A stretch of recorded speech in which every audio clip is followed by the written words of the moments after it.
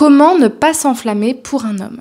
Bonjour à toutes mesdames, j'espère que vous allez bien et bienvenue sur ma chaîne YouTube S'aimer plus, dans laquelle aujourd'hui je vais vous expliquer comment vous allez pouvoir garder cet équilibre émotionnel qui est important quand vous rencontrez quelqu'un pour ne pas dénaturer la rencontre ou même la saboter consciemment ou inconsciemment.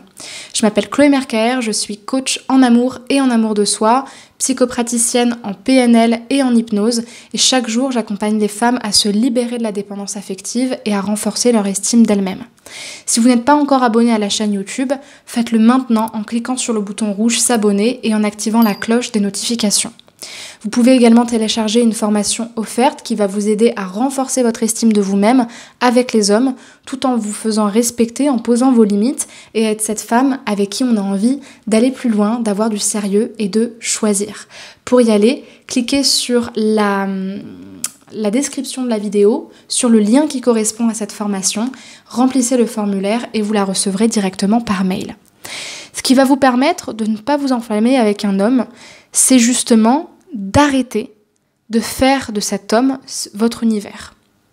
Parce qu'en fait, le problème, ce n'est pas tant le fait de s'enflammer en soi, parce que s'enflammer, ça veut juste dire s'attacher, ça veut dire certes s'abandonner à la rencontre amoureuse, mais dans le sens de la fusion, de la passion du terme, et c'est important ça pour la connexion amoureuse, mais le vrai problème de fond, c'est que quand les femmes disent ça, justement, elles sous-tendent « moi, en fait, j'ai tendance à trop faire de l'homme mon univers ».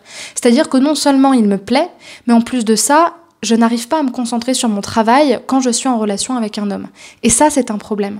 Et pour répondre à cette question-là, il faut justement que vous puissiez travailler sur votre maîtrise émotionnelle et sur, plus particulièrement, votre sécurité émotionnelle.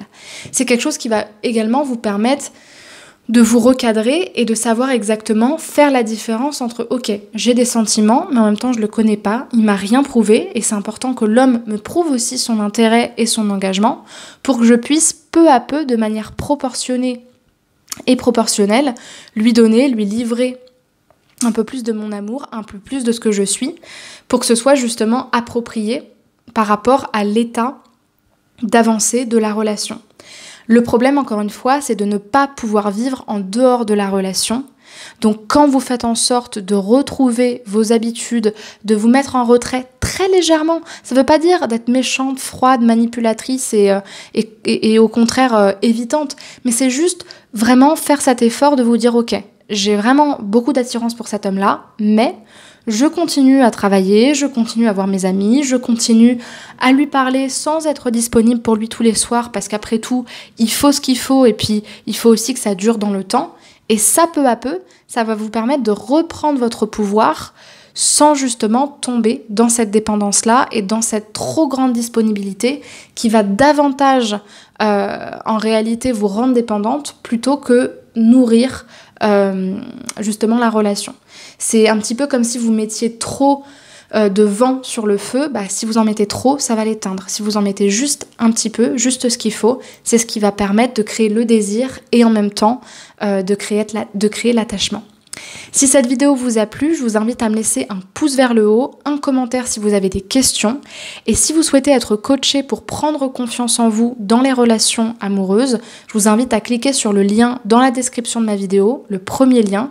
Vous allez choisir l'horaire auquel vous voulez que je vous appelle, remplir le formulaire. Comme ça, on pourra parler de votre objectif, de votre problématique. Et si je sens que je peux vous accompagner, je vous expliquerai justement comment je travaille et quelle serait la solution la plus appropriée.